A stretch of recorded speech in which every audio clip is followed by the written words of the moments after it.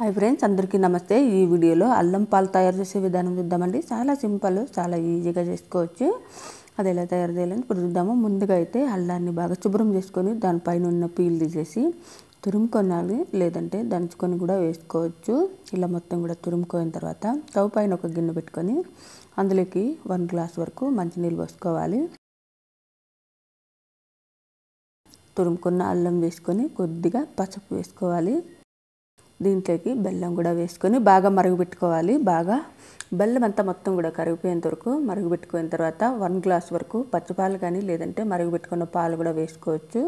ఇవి బాగా ఒక పొంగు వచ్చేంత వరకు బాగా మరుగుపెట్టుకోవాలి. అంతే, చాలా ఈజీగా చేసుకోవచ్చు, రెడీ అయిపోతుంది. అల్లం పాలు చాలా ఈజీ. కాఫీ టీ బదులు ఇది తీసుకున్నట్లయితే చాలా చాలా బాగుంటుందండి. తప్పకుండా మీరు కూడా ట్రై చేసి చూడండి. ఈ వీడియో కనుక మీకు నచ్చినట్లయితే సబ్స్క్రైబ్ చేసుకోండి, లైక్ చేయండి, షేర్ చేయండి.